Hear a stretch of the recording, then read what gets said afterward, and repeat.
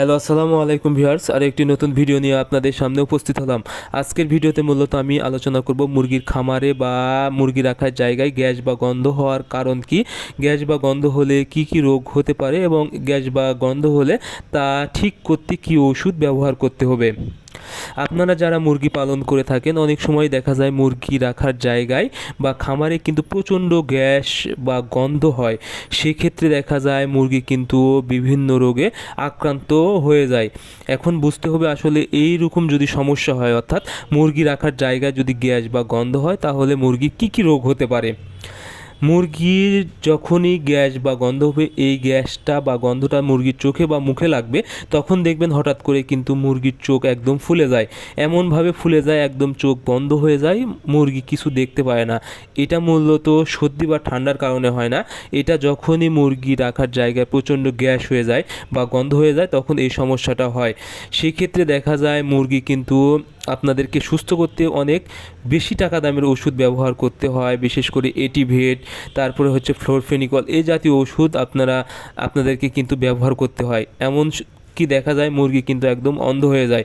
সেক্ষেত্রে আবার করায়জার মতো মারাত্মক রোগ হতে পারে এইরকম অবস্থা হলে, বা কলেরাও কিন্তু হয়ে যায়। সেক্ষেত্রে আপনারা অবশ্যই নিয়মিত প্রতিদিন এই মুরগির পায়খানা বা লিটার পরিষ্কার করে নেবেন। আপনারা কিন্তু অনেকেই অলসতা করে এটা একদিন বা 2 দিন বা 3 দিন রেখে দেন। এক্ষেত্রে কিন্তু প্রচণ্ড গ্যাস বা গন্ধ হয়, অনেক সময় এখান থেকে কিন্তু পোকাও হয়।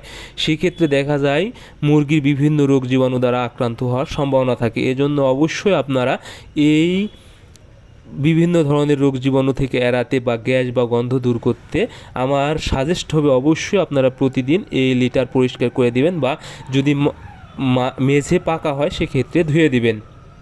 আর যদি এরকম অবস্থায় যে গ্যাস বা গন্ধ হচ্ছে, অর্থাৎ অনেক সময় দেখা যায় ঠান্ডার সময় পর্দা নামিয়ে দেন, অর্থাৎ ঠান্ডা যেন না লাগে, যার কারণে পর্দা কিন্তু আপনারা অনেক সময় নামিয়ে দেন। এই জন্য কিন্তু এই গ্যাস বা গন্ধ সেভাবে বের হতে পারে না, বা সবসময় অনেক সময় মনে হয় যে খামারে গ্যাস বা গন্ধ লেগেই আছে। সেক্ষেত্রে আপনারা ওষুধ ব্যবহার করবেন। একটা ওষুধ আছে অপসনিন কোম্পানির ইউকা, এটি আপনারা মূলত 10 মিলি 1 লিটার পানিতে ব্যবহার করবেন।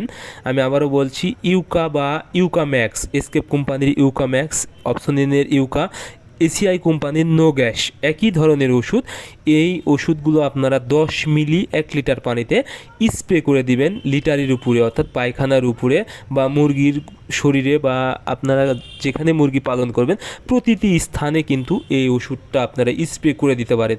তাহলে যদি এই ওষুধটা স্প্রে দেন, তাহলে কিন্তু খুব সহজেই কিন্তু গন্ধটা দূর হয়ে যাবে, বা অ্যামোনিয়া গ্যাসটা উৎপন্ন হতে পারবে না। তাহলে কিন্তু আপনারা যদি বিশেষ করে লিটারটা থেকে যায় বা পায়খানা যদি একদিন পরপরও পরিষ্কার করেন, তাহলে কিন্তু প্রবলেম হবে না। সো আজকে ভিডিও পর্যন্ত, পরবর্তী ভিডিও পেতে চ্যানেলটি সাবস্ক্রাইব করবেন।